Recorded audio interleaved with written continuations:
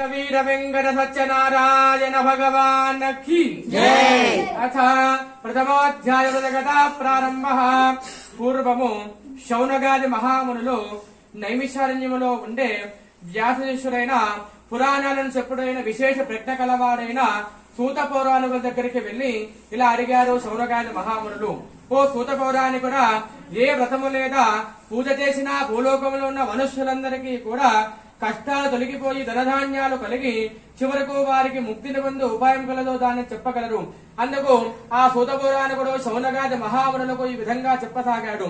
ఓ శౌనగాది మహామునులారా, మీరు అడిగిన ప్రశ్న వలనే నారద మహాముని కూడా ఒక రోజు విష్ణుమూర్తి అయిన భగవానుని అడిగాడు.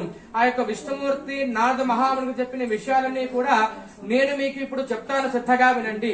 ఓ శౌనగాది మహామునులారా, ఒకానొక కాలంలో యోగీశ్వరుని నారద మహాముని లోక కళ్యాణం గురించి కోరినవాడై సకల లోకాలు తిరుగుతూ చివరకు మనుష్య లోకానికి వచ్చాడు. ఈ మనుష్య లోకంలో ఉన్న మానవులందరూ కూడా నానా యోనులను జన్మించుతూ నానా పాపాలు అనుభవిస్తూ జన్మాంతర పాపకర్మలచే బాధపడుతున్నారు. కావున అలాంటి జనాలందరికీ కూడా ఏ ఉపాయం చేతనైతే పాపాలు దుఃఖాలు తీరిపోతాయని ఆలోచించి ఆ నారద మహాముని విష్ణులోకానికి వెళ్ళాడు. అలా విష్ణులోకానికి వెళ్లి ఆ విష్ణులోకంలో ఉండే నిర్మల స్ఫటిక వర్ణము కలిగిన 4 భుజముల యందు శంఖ చక్ర గదా పద్మను వనమాలచే అలంకృతుడైనటువంటి శ్రీ మహావిష్ణువును చూసి పరమానందముతో ప్రార్థన చేయట ప్రారంభించాడు ఆ యొక్క నారద మహాముని. శ్రీమన్నారాయణ, జగత్రక్షగా నీవు మనోవాక్కులకు అతీతమైన రూపము గలవాడవు, అపరిమితమైన శక్తి గలవాడవు, అనంత కళ్యాణ గుణాలకు ఆధారభూతుడవు, సకల ప్రపంచానికి ఆదిభూతుడవు, నీవు భక్తుల యొక్క దుఃఖాన్ని నశింపజేసేవాడవు అని ఆ నారద మహాముని చేస్తున్న ప్రార్థనలన్నీ కూడా శ్రీమన్నారాయణమూర్తి విని నారద మహామునికి వివరముగా ఇలా చెప్పసాగాడు. ఓ నారద మహాముని, ఇక్కడకు ఏ పని మీద వచ్చావో నీ మనసులో ఉన్న అభిప్రాయాన్ని చెప్పము, దానికి నేను జవాబు చెప్తాను అని శ్రీమన్నారాయణమూర్తి భగవంతుడు చెప్పాడు. అలా శ్రీమన్నారాయణమూర్తి భగవంతుని యొక్క మాటలకు ఆ నారద మహాముని విని, ఓ భగవంతుడా, మానవ లోకంలో సకల జనాలందరూ కూడా నానా పాపాలు అనుభవిస్తున్నారు, దుఃఖాలు పడుతున్నారు, పాపగ్రములచే బాధపడుతున్నారు. కావున అలాంటి బాధలన్నీ కూడా ఆ మానవులకు ఏ ప్రకారం తీరిపోతాయో నాకు చెప్పవలసిందిగా ప్రార్థిస్తున్నాను అని ఆ నారద మహాముని ప్రార్థన చేశాడు. అలా నారదుడు ప్రార్థింపగా శ్రీమన్నారాయణమూర్తి భగవంతుడు, ఓ నారద మహామునీంద్ర, లోక కళ్యాణం గురించి మంచి ప్రశ్న అడిగావు. ఆ మానవ లోకంలో ఉండే మనుషులందరికీ కూడా ఏ ఉపాయం చేతనైతే పాపాలు దుఃఖాలు తీరిపోతాయో అట్టి సులభమైన ఉపాయం చెప్పుతున్నాను, శ్రద్ధగా విను. మహాపుణ్యకరమైన మానవ లోకంలో స్వర్గలోకంలో దుర్లభమైనట్టి సత్యనారాయణ వ్రతమును పేరుగల ఒక వ్రతము ఉంటుంది. ఆ వ్రతాన్ని యథావిధిగా ఆచరిస్తారో సకల దుఃఖాలన్నీ కూడా తీరిపోయి ఇహలోకంలో సకల సుఖాలు అనుభవించి చివరకు మోక్షాన్ని పొందుతారు అని ఆ భగవంతుడు చెప్పినట్టు ఒక వాక్యాలను కూడా నారద మహాముని శ్రద్ధతో భక్తి శ్రద్ధలతో విని మరలా ఇలా ప్రశ్నించాడు. ఓ భగవంతుడా, ఇప్పుడు మీరు చెప్పారు కదా వ్రతం ఎలాంటి ఫలితాన్ని ఇస్తుంది, దానిని ఎలా చేయాలి, ఈ వ్రతాన్ని ఇంతకు ముందు ఎవరైనా చేశారా, మరియు ఈ వ్రతం ఎప్పుడు చేయాలి, ఈ వివరాలన్నీ కూడా నాకు చెప్పమని ప్రార్థింపగా భగవంతుడు ఈ విధంగా చెప్పసాగాడు. ఓ నారద మహామునీంద్ర, ఇప్పుడు నేను చెప్పాను కదా, ఆ యొక్క వ్రతము దుఃఖాన్ని తొలగిస్తుంది, ధనధాన్య వృద్ధి కలిగిస్తుంది, సౌభాగ్యాన్ని ఇస్తుంది, సర్వత్ర విజయాన్ని కలుగజేస్తుంది. మరియు ఏదైనా ఒక మంచి నెలలో ఒక మంచి రోజు మానవుడు భక్తి శ్రద్ధలతో యొక్క వ్రతాన్ని ప్రారంభించాలి. మరియు బ్రాహ్మణులను, బంధుమిత్రులను మొదలైన వారిని ఆహ్వానించుకుని భక్ష్యములు, అరటి పండ్లు, పాలు, పెరుగు, నెయ్యి, గోధుమ పిండి, చక్కెర కలిగిన నైవేద్యాన్ని భక్తిచే నివేదించి తరువాత సత్యనారాయణ వ్రత కథను విని తరువాత బంధుమిత్రులతో కలిసి బ్రాహ్మణులకు భోజన తాంబూలాదులను ఇచ్చి నమస్కరించుకుని నైవేద్యాన్ని అందరూ కూడా తిని సత్యనారాయణ మహాస్వామి వారికి నమస్కారం చేయాలి. ఈ విధంగా శ్రీమన్నారాయణమూర్తి నారద మహామునికి చెప్పిన విషయాలన్నీ కూడా ఆ శౌనగాది మహామునులకు సూత పౌరాణికుడు చెప్పాడు. శ్రీ స్కాంద పురాణే ప్రథమోధ్యాయ గదాదమాప్తః. జయ బలో రమాదఘిత వీర వెంకట సత్యనారాయణ భగవాన్ కీ జై. మహామంగళ నీరాజనం దర్శయామి, నీరాజనానందరో నమస్కారాన్ కరోమి. జై.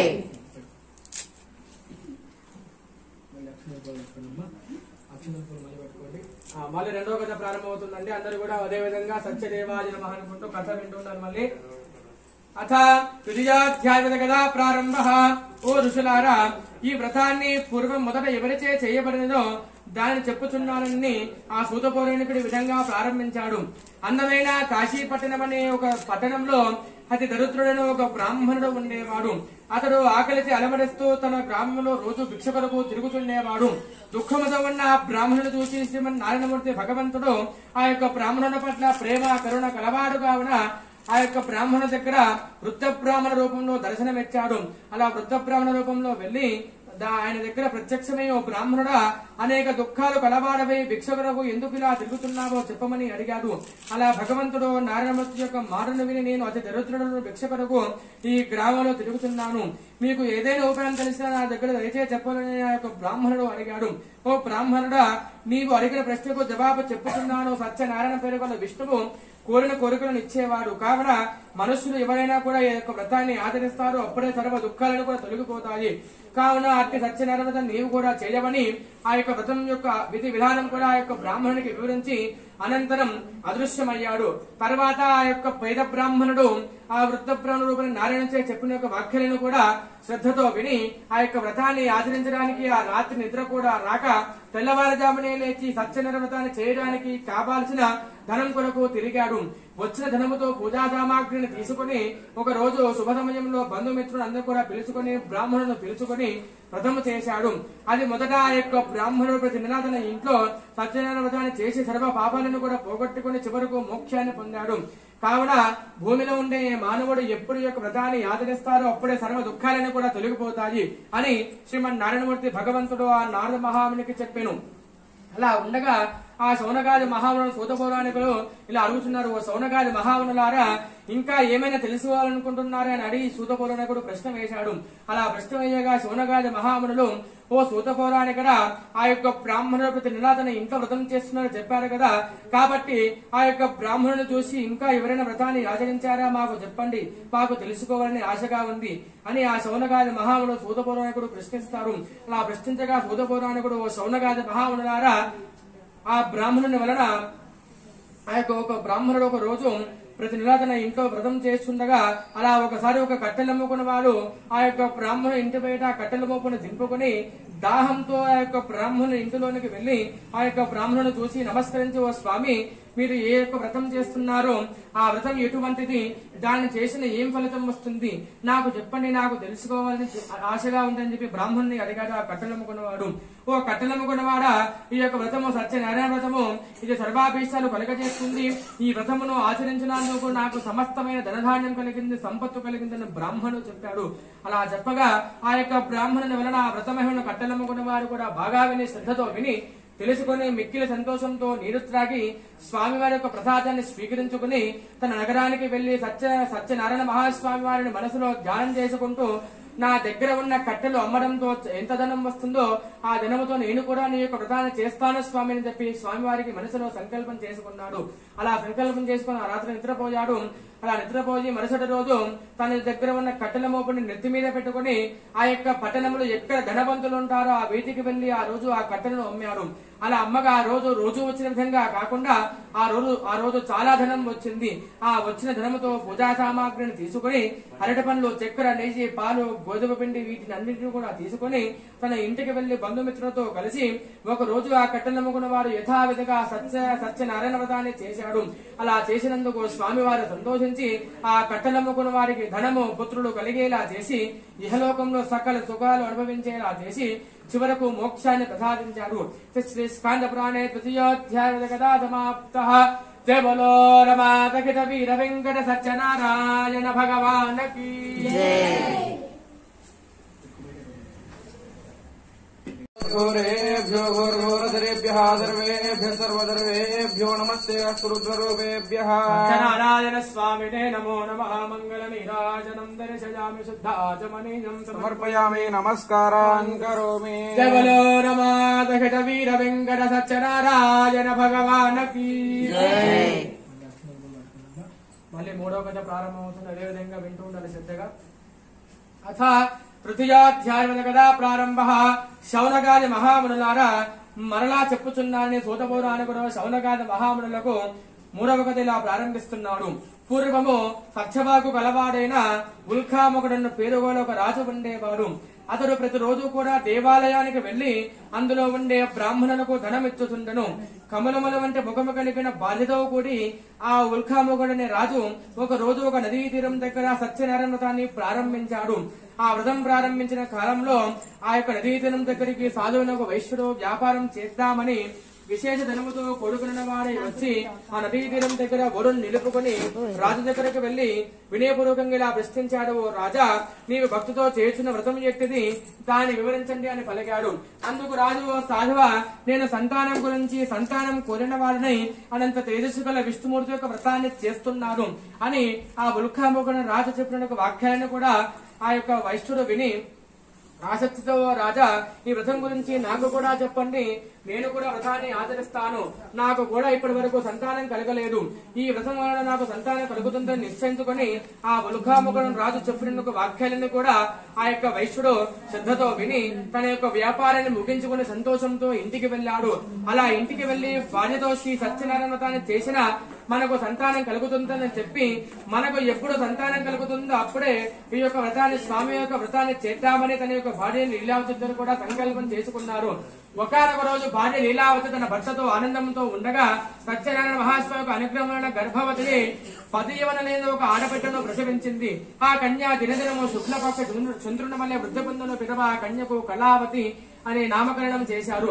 అనంతరం లీలావతి తన భర్తను చూసి, ఓ స్వామి, పూర్వం మనం సంకల్పం చేసుకున్నాం కదా, మనకు సంతానం కలిగే సత్యనారాయణ చేద్దామని, కాబట్టి మనకు సంతానం కలిగింది, ఆ యొక్క వ్రతాన్ని ఎప్పుడు చేద్దామని ఆ యొక్క తన భర్త తన యొక్క భార్య తన భర్తను అడిగింది. అలా అడగగా, ఓ లీలావతి, ఆ యొక్క వ్రతాన్ని మన కళావతి పెళ్లి సమయంలో చేద్దామని తన భార్యకు నచ్చచెప్పి ఆ యొక్క వైశ్యుడు తన యొక్క వ్యాపారం చేద్దామని పట్టణానికి వెళ్లిపోయాడు. అనంతరము కళావతి తన తండ్రి యొక్క ఇంటిలో వృద్ధి పొందుతుండగా ఆ కన్యను అలా చూస్తూ ఉండగానే పెళ్లి సమయం రానే వచ్చింది. కాబట్టి తన కూతురును చూసి తండ్రి తన స్నేహితులతో ఆలోచించి ఒక బుద్ధిమంతుని చూడమని తన స్నేహితులతో కబురు పంపాడు. అందులో ఒక స్నేహితుడు కాంచన పట్టణానికి వెళ్లి అందులో ఉండే వైశ్య కుమారుని పిలుచుకుని వచ్చాడు. అలా పిలుచుకుని వచ్చి సుందరమైన బాలుని మంచి గుణము అలావైన వైశ్య కుమారుని చూసి ఆ యొక్క బంధువులతో కలిసి సంతోషముగా సాధువు ఆ యొక్క వైశ్య కుమారునికి తన కుమార్తె నుంచి యథావిధిగా వివాహం చేయించాడు. ఆ తరువాత ఆనందంలో తన యొక్క పుత్రిక వివాహ సమయంలో సత్యనారాయణ వ్రతాన్ని చేయటం మరిచిపోయారు అందరూ కూడా. దాని చేత సత్యనారాయణ మహాస్వామి వారు కోపమయ్యారు. కొంతకాలం తర్వాత వ్యాపారం చేద్దామని తన యొక్క వైశ్యుడు అల్లుడు ఇద్దరు కూడా కలిసి చంద్రకేతు రాజకుమార్ వాసమైన రత్నసరవలోని నగరానికి వెళ్లారు. అలా నగరానికి వెళ్లి అందులో దాని దగ్గర ఉన్న సముద్ర తీరంలో అల్లుడితో కలిసి ఆ సాధువు వ్యాపారం చేయుచున్నాడు. అలా వ్యాపారం చేసే సమయంలో సత్యనారాయణ మహాస్వామి వారు వ్రతం చేయడం మరిచిపోయినందుకు అల్లుడిని ఆ యొక్క వైశ్యులు ఇద్దరు కూడా చూసి దారుణమైన కఠినమైన గొప్ప దుఃఖం కలుగుతుందని ఆ ఇద్దరికి కూడా శాపం ఇచ్చారు. తర్వాత అదే రోజు ఒక ఇద్దరు దొంగలు ఆ సముద్ర తీరంలో రాజ్యంలో చంద్రకేతు మహారాజ్యంలో ఇద్దరు దొంగలు పడి అందులో రాజ్యంలో ఉండే భటులు రాజ్యంలో ఉండే ధనం ఆభరణాలు ధనం మొత్తం కూడా దోచుకున్నారు. అలా దొంగలించుకున్న ఆ ఇద్దరు దొంగలు కూడా పరిగెత్తుతున్నారు. ఆ ఇద్దరు దొంగలను పరిగెత్తుతుండగా వారిని పట్టుకోవడానికి రాజుగారు ఒక ఇద్దరు భటులను ఆజ్ఞాపించాడు. ఆ ఇద్దరు భటులు కూడా దొంగల వెంట పరిగెత్తుతున్నారు. ఆ ఇద్దరు దొంగలు ఆ భటులను చూసి భయపడిపోయి ఆ సముద్ర తీరంలో ఎక్కడ వైశ్యులు వ్యాపారం చేస్తున్నారో ప్రదేశానికి వచ్చారు. ఆ ప్రదేశానికి రాగానే ఆ ఇద్దరు దొంగలు కూడా భటులను చూసి భయపడిపోయి వారు దొంగలించిన యొక్క ఆభరణాలన్నీ కూడా ధనం మొత్తం కూడా ఆ వైశ్యులు ఎక్కడ వ్యాపారం చేస్తున్న ఆ ప్రదేశం దగ్గర పారేసి ఆ ఇద్దరు దొంగలు కూడా కనపడకుండా పారిపోయారు. కొద్దిసేపటి తర్వాత ఆ ప్రదేశానికి రాజుగారి యొక్క భటులు వచ్చారు. ఆ భటులు చూసి ఆ భటులు ఆ వైశ్యుల దగ్గర రాజుగారి యొక్క ధనం ఆభరణాలు చూసి వారి దొంగలను నిశ్చయించుకుని భ్రమపడి ఆ వైశ్యులు ఇద్దరిని కూడా దొంగలు బంధించుకుని రాజు దగ్గరకు తీసుకుని పోయారు. ఓ రాజా, వీరే దొంగతనం చేశారు మన రాజ్యంలో, కాబట్టి వీరిని చూసి ఆజ్ఞ ఇవ్వండి వేడుకున్నారు. ఆ రాజు ఆజ్ఞ మేరకు ఆ ఇద్దరు కూడా గట్టిగా బంధించి అతి భయంకరమైన కారాగృహంలో బంధించారు. తర్వాత సత్యనారాయణ మహాస్వామి యొక్క శాపం వలన ఇంటిలో ఉండే లీలావతి కళావతి ఇద్దరు కూడా చాలా దుఃఖితురాలయ్యారు. మరియు వారి ఇంట్లో ఉన్న ధనం మొత్తం దోచుకొనబడింది దొంగలచే. అలాగే కాకుండా కళావతి లీలావతి కూడా చాలా దుఃఖితురాలు, చాలా ఇబ్బందులు పడుతూ ఉన్నారు. అలా ఒక రోజు తినడానికి తిండి కూడా లేక తన కూతురు కళావతి తన ఇంటి నుండి బయలుదేరి ఒక స్థలంలో ఒక బ్రాహ్మణ యువతి సత్యనారాయణ వ్రతాన్ని చేయుచుండగా అలా చూస్తూ ఆ యొక్క కథను విని వరాలు కోరుకుని ప్రసాదాన్ని స్వీకరించి రాత్రి ఆలస్యంగా ఇంటికి వెళ్ళింది ఆ యొక్క కళావతి. ఆ కళావతిని తల్లి చూసి ప్రేమచే, ఓ కూతురా, రాత్రి ఎక్కడ ఉన్నావమ్మా అని అడగగా, ఇంత ఆలస్యంగా ఎందుకు వచ్చామని అడగగా, అమ్మా ఒకనొక బ్రాహ్మణ గృహంలో కోరిన కోరికలు వచ్చే సత్యనవదానం చేస్తుండగా అలా చూస్తూ ఉండిపోయానమ్మా అని పలికింది. ఆ వాక్యాలను కూడా తల్లి లీలావతి విని ఇలా పలుకుతుంది, అమ్మా కళావతి, నీ యొక్క సంతానం కలిగితే నేను కూడా సంతానం చేద్దామని మీ యొక్క తండ్రి గారు నేను ఇద్దరు కూడా సంకల్పం చేసి ఉన్నాం. కానీ నీ పెళ్లి సమయంలో చేద్దామని మీ నాన్నగారు నాకు చెప్పడం వల్ల నీ పెళ్లి సమయంలో కూడా చేద్దామని ఆ యొక్క వ్రతాన్ని చేయడం ఇద్దరం కూడా మరిచిపోయామమ్మా. దాని చేతనే మనకి ఈ యొక్క దుఃఖం సంభవిస్తుంది ఇచ్చేందుకుని ఆ యొక్క లీలావతి కళావతి తల్లి కూతురు ఇద్దరు కూడా ఒక రోజు ఒక శుభ సమయంలో స్వామి యొక్క వ్రతాన్ని చేయదలిచింది. అలా చేయాలని సంకల్పం చేసుకుని మరుసటి రోజు పూజా సామాగ్రిని తీసుకుని బంధుమిత్రులను పిలుచుకుని భక్తి శ్రద్ధలతో వ్రతం చేశారు. అలా వ్రతం చేసి ఆ లీలావతి స్వామి వారిని, ఓ స్వామి, నా భర్త త్వరగా ఇంటికి రావాలి, నా భర్త యొక్క తప్పును నా అల్లుని యొక్క తప్పును ఇద్దరిని కూడా క్షమించండి అని మాటి మాటికి నమస్కారం చేశారు. శ్రీమన్ నారాయణమూర్తి భగవంతుడు సత్యన మహాస్వామి వారు ఆ ఇద్దరు తల్లి కూతురు వ్రతం చేసినందుకు సంతోషించి ఆ చంద్రకేతు మహారాజు గారికి కలలో దర్శనమిచ్చి, ఓ చంద్రకేతు మహారాజా, కారాగృహంలో ఇద్దరు దొంగలను బంధించావు కదా, వారు దొంగలు కాదు, నా శాపం వల్ల నీ దగ్గర అపనింద పొందారు. కాబట్టి రేపు ఉదయాన్నే వారిని విడుదల చేయి, వారి ధనం వారికి ఇవ్వు. అలా ఇవ్వకుండా నీ రాజ్యాన్ని, నిన్ను, నీ ధనాన్ని నశింపచేస్తానని శ్రీమన్ నారాయణమూర్తి భగవంతుడు ఆ మహారాజు గారికి కలలో చెప్పి మాయమయ్యాడు. ఉదయాన్నే చంద్రకేతు మహారాజు గారు సభ ఏర్పరిచి తనకు రాత్రి వచ్చిన కలను అందరికీ కూడా చెప్పి ఆ ఇద్దరు కూడా విడుదల చేయమని భటులకు ఆజ్ఞాపించాడు. ఆ భటులు ఇద్దరు కూడా వెళ్లి ఆ వైశ్యులు ఇద్దరు కూడా వేయబడిన సంఖ్యలను వదిలించి రాజు ముందర నిలబెట్టారు. ఆ రాజుగారు వారిని చూసి, దైవ శాపం వలన మీకు ఈ అపనింద పొందారు, కాబట్టి మీకు ఇప్పుడు ఏ దుఃఖం సంభవించదు, మీకేం భయం లేదని చెప్పి వారికి అతిథి సత్కారాలు చేసి నూతన వస్త్రాలంకారాలు ఇచ్చి వారిద్దరిని కూడా సంతోషింపజేసి వారి వద్ద తీసుకుని ధనం కొంటే ఎక్కువ ధనం ఇచ్చి, ఓ సాధువులారా, ఇక మీ ఇద్దరు కూడా మీ ఇంటికి వెళ్ళండి అని ఆ సెలవిచ్చిన ఆ రాజుకు నమస్కరించి, ఓ రాజా, మీ అనుక్రమణ పోయి వస్తామని ఆ రాజు దగ్గర సెలవు పొందిన వారయ్యారు. శ్రీ స్కాందపురాణే తృతీయోధ్యాయ జయ బలో రమాదఖిత వీర వెంకట సత్యనారాయణ భగవాన్ కీ राज्यों वारमेश्वर राज्यों महाराज्यमाधिपत्यों सुधाजमनीयं समर्पयामि नमस्कारं करोमि।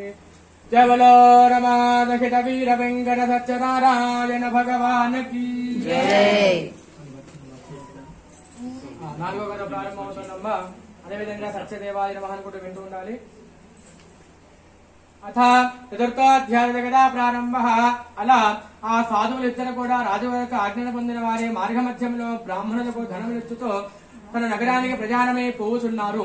సత్యనారాయణ మహాస్వామి వారికి మరలా వారిద్దరిని పరీక్షించాలని కోరిక కలిగి సన్యాసి వేష రూపంలో వారి దగ్గరకు వెళ్లాడు. అలా వారి దగ్గరకు వెళ్లి, ఓ మహాజనులారా, ఏమి ఆలోచిస్తున్నారు, మీ ఓడలో ఏముందని అడిగారు. అప్పుడు ఆ ఇద్దరు కూడా బాగా నవ్వి, ఓ తండ్రి, ఏమి అడుగుతున్నావో, మా దగ్గర ఉన్న ధనాన్ని దొంగలించడానికి అలా అడుగుతున్నావా? అలా ఏమీ లేదు, మా ఓడలో ఆకులు అలములు ఉన్నాయని, మరి ఒకటి ఏవీ లేదు అని అబద్ధాన్ని పలికారు. ఆ అబద్ధాన్ని విన్న సన్యాసి రూపంలో ఉన్న భగవంతుడు, ఓ సాధువులారా, మీరు చెప్పిన వాక్యము సత్యమవుగాక అని పలికి శీఘ్రముగా కొంత దూరం పోయి ఆ భగవంతుడు సముద్ర తీరంలో ఉన్నాడు. తర్వాత ఆ సాధువులిద్దరు కూడా నిత్య వృక్షాలు తీర్చి ఉండేసి తన ఓడలో ఆకులు అలములు చూసి మూర్ఛిల్లి కొంత దేవుడికి తెలివిని పొంది పిమ్మట దుఃఖాన్ని పొందారు. అప్పుడు అల్లుడు, ఓ మామ, ఎందుకు ఏడుస్తున్నావు? ఆ సన్యాసి దగ్గర మన బంగారు ఆభరణాలు అన్ని కూడా పెట్టుకుని మనం ఆకులు అలములు ఉన్నాయని అబద్ధాన్ని చెప్పాము. కాబట్టి ఆ సన్యాసి మన అబద్ధాన్ని గ్రహించాడు. మనం ఏం చెప్పాము అదే నిజం జరిగింది. కాబట్టి నీవు అతని దగ్గరికి వెళ్లి శరణు వేయడమని చెప్పాడు. అల్లుని మాటలను ఆ సాధువు సముద్రంలో ఉన్న భగవంతుడి దగ్గరికి వెళ్లి నమస్కరించుకున్న, స్వామి, మీ దగ్గర నేను నా ధనాన్ని దొంగలిస్తాననే భావనతో నేను అబద్ధాన్ని చెప్పాను, కాబట్టి నాకు అబద్ధాన్ని క్షమించండి అని మాడికి నమస్కారం చేశాడు. ఆ వాక్యాలను కూడా విన్న భగవంతుడు, ఆ సన్యాసి రూపంలో ఉన్న భగవంతుడి రూపంలోకి వచ్చి, ఓ సాధువా, నీవు నా పూజ చేయనందుకు నీకు మాడికి దుఃఖం కలుగుతున్నది అని భగవంతుడు చెప్పాడు. ఆ భగవంతుని యొక్క మాటలని ఆ యొక్క వైశ్యుడు ఇలా చెప్పుతున్న శ్రీమన్ నారాయణ, బ్రహ్మావళి సమస్త దేవతలు మీ మాయలో ఉన్నారు. మీ యొక్క గుణాలు, మీ యొక్క రూపాలు తెలియవు. సామాన్యమైన మానవుని నేను, మీరు ఈ యొక్క సన్యాసి రూపంలో వస్తే ఇలా తెలుసుకోవాలి. కాబట్టి నా శక్తి కొలది నీ పూజ చేస్తారు. నా పూర్వం నా ధనము నాకు ఇచ్చి నన్ను రక్షించండి అని ప్రార్థించాడు. ఆ సాధువు యొక్క మాటలను శ్రీమన్ నారాయణమూర్తి విని అతనికి కోరిన వరమిచ్చి అచరణ మాయమయ్యాడు. తర్వాత ధనముతో రెండున్న వరుణ ఎక్కి తన నగరానికి ప్రయాణమే పోతున్నారు. తన యొక్క ఆ యొక్క అల్లును చూసి ఆ సాధువు, ఓ అల్లుడా, మన యొక్క నగరం వచ్చింది, కాబట్టి నీ నదీ తీరం దగ్గరికి నీ యొక్క భార్యను నా యొక్క భార్యను ఇద్దరు కూడా తెలుసుకున్నామని చెప్పేసి ఒక స్నేహితుడిని ఇంటికి పంపించమని ఆజ్ఞాపించాడు. అలా ఆజ్ఞాపించగా తన స్నేహితుడు ఇంటికి వెళ్లి తన యొక్క భార్య లీలావతితో కళావతిలా పలుకుతున్నాడు. అమ్మ యొక్క పట్టణం యొక్క సమీపంలో నదీ తీరం దగ్గర సాధువు అల్లుడు బంధుమిత్రులతో కలిసి వచ్చారని మిమ్మల్ని కూడా ఆ నదీ తీరం దగ్గరికి తీసుకురమ్మని చెప్పారని నన్ను పంపించాడు అని చెప్పగా ఆ యొక్క మాటలున్న లీలావతి చాలా మిక్కిలి సంతోషం చెంది ఆమె సత్యనారాయణ పూజ సమాప్తి చేసి ఓ కూతుర సాధువు యొక్క దర్శనానికి పోదాం రమ్మని చెప్పేసి కుమార్తెను కూడా పిలిచింది. అలా పిలుస్తున్న తల్లి మాటను కళావతి విని చాలా సంతోషం చెంది సత్యనారాయణ మహాస్వామి వారికి నమస్కారం చేసి తన భర్తను చూడడానికి వెళ్లి ప్రయాణ తొందరలో ప్రసాదం స్వీకరించడం మరిచిపోయింది. దాని చేత ఆ కళావతి అయిన భర్తను సత్యనారాయణ మహాస్వామి వారు నీటిలో ముంచి వేశాడు. అదంతా చూసిన కన్య కళావతి తన కళ్ళ ముందే తన భర్త నీటిలో మునిగిపోవడం చూసి చాలా గట్టిగా ఏడుస్తూ భూమిపై పడిపోయింది. అదంతా అందరూ కూడా చూస్తూ ఆశ్చర్యపడి చాలా దుఃఖితులయ్యారు. ఓ స్వామి, ఇప్పుడు మీ అల్లుడు ఓడతో కూడా కనపడకుండా మునిగిపోయారు కదా, ఏ దేవుడి మాయతో మునిగిపోయారో తెలియదు. కావున సత్యనారాయణ మహాస్వామి యొక్క మాయను తెలుసుకునే శక్తులు ఎవరని విలిపించింది. తర్వాత సాధువులు అంటున్నాడు, మనము ఈ నదీ దగ్గరే స్వామి వారికి నమస్కారం చేసుకుని మన కోరిక స్వామి వారికి చెప్పుకుని నమస్కారం చేద్దామని అందరినీ కూడా అక్కడికే నదీ తీరం దగ్గరికి పిలుచుకుని స్వామివారికి మాటికి సాష్టాంగ నమస్కారాలు చేస్తూ స్వామివారికి తన కోరిక విన్నవించుకుంటున్నారు. అలా ప్రార్థిస్తున్నందుకు సత్యనారాయణ మహాస్వామి వారు భక్తి శ్రద్ధలను మెచ్చి సంతోషించి వారి దగ్గర వాత్సల్యము గల వారి యొక్క 2 మాటలు చెబుతున్నారు. ఓ సాధువులారా, నీ కన్య నా పూజ చేసింది కానీ తన భర్తను చూడాలనే ప్రయాణ తొందరలో నా ప్రసాదం స్వీకరించడం మరిచిపోయింది. దాని చేత తన భర్తను ధనముతో నీటిలో ముంచివేశాను. నీ కన్య మరలా ఇంటికి వెళ్లి నా ప్రసాదాన్ని స్వీకరించి ఈ నదీ తీరానికి వచ్చి తన భర్త తన కళ్ళ ముందు తేలియాడుతూ కనిపిస్తాడని భగవంతుడు చెప్పాడు. ఆ యొక్క భగవంతుని యొక్క వాక్యాలను కూడా విని శ్రద్ధతో విని తన యొక్క కళావతి ఇంటికి వెళ్లి పూజ చేసి స్వామివారి నమస్కరించుకుని మరిచిపోకుండా ప్రసాదాన్ని స్వీకరించి ఆ నదీ తీరానికి వచ్చింది. ఆ నదీ తీరానికి రాగానే తన భర్త ధనముతో సహా నీటి యందు తేలియాడుతూ కనిపించాడు. అందరూ కూడా సంతోషించి స్వామివారికి నమస్కారం చేసుకుని ఇంటికి వెళ్లి జీవితాంతం పౌర్ణమి రోజు కానీ సంక్రాంతి రోజు కానీ సత్యనారాయణ పూజను చేసి ఇహలోకముందు సకల సంపదలు అనుభవించేలా చేసి చివరకు అందరూ కూడా మోక్షాన్ని పొందారు. శ్రీ స్కాంద పురాణే చతుర్థోధ్యాయ జగదాసమాప్తః. జయ బలో రమాదహిత వీర వెంకట సత్యనారాయణ భగవాన్ కీ జై. स्वराज्यं वैराज्यं वारमेश्वरं राज्यं महाराज्यमानाधिपत्यं नारायण स्वामी नमः. मंगल नीराजनं दर्शयामि नीराजनानन्दं सुखाचमनीयं समर्पयामि. नमस्कारान् करोमि. जय बोलो रमादहित वीर वेंकट सत्यनारायण भगवान की जय. లాస్ట్ కథ 5వ కథ చిన్నగా ఉంటుంది, అదే విధంగా శ్రద్ధగా వింటూ ఉండండి. అథ పంచమాధ్యాయుడు కదా రాజు ఉండేవాడు. అతడు ఒకానొక రోజు సమయంలో అడవికి వెళ్లి అనేక విధముల వన్యమృగాలను వేటాడుకొని అలసిపోయి ఒక చెట్టు క్రింద నిలిచిపోయాడు.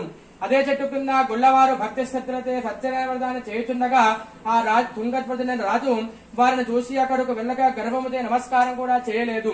తర్వాత గొల్లవారిని కూడా పూజ ప్రసాదం రాజుగారికి ఇచ్చి వారు కూడా భుజించారు. ఆ రాజుగారు మనసులో ఈ గొల్లవారిచ్చిన ప్రసాదాన్ని నేను స్వీకరించడమా అనే చులకన భావంతో గర్భభావంతో ప్రసాదాన్ని అక్కడే పక్కన పారేసి వెళ్లారు. అలా వెళ్లి తన రాజ్యానికి వెళ్లారు. వెళ్లిన కొద్ది రోజుల తర్వాత ఆ రాజుగారి యొక్క రాజ్యము, ధనం, పుత్రులు కూడా అన్ని కూడా నశించిపోయాయి. అలా ఉండగా కొద్ది రోజులు బాధపడుతుండగా ఆ రాజుగారి దగ్గరకు గుల్లవారు వెళ్లారు.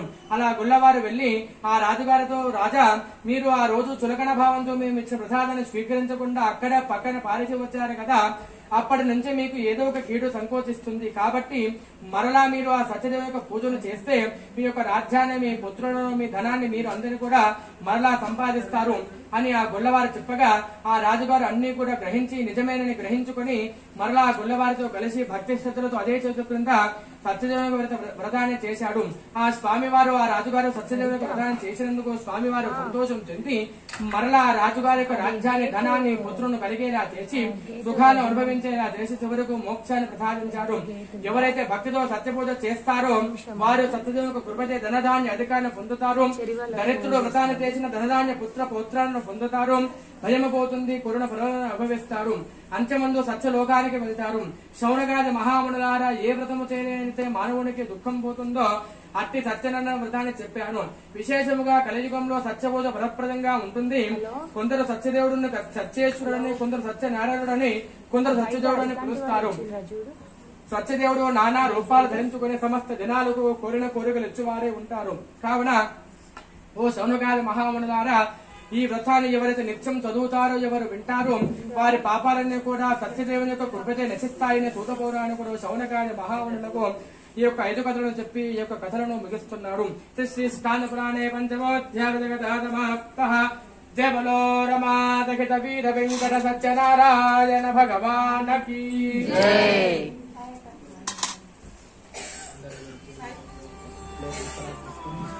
ఆడిత ఒక్క నిమిషం చెరొస్తుంది బయటికి.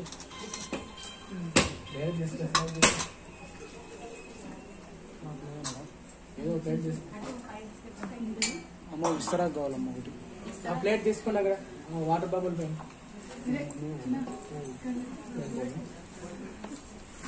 ప్లేట్ ఇవ్వాలా?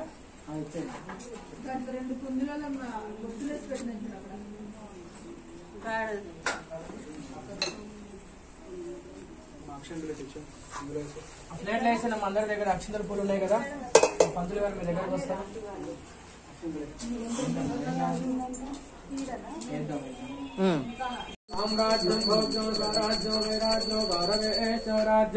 మహారాజ్యమాధిపత్య మంగళ నీరాజనం దర్శయామి. అందరూ కూడా హారతి కళాదండం పెట్టుకోండి. దేవలో రమాదహిత వీర వెంకట సత్యనారాయణ భగవాన్ కీ జై.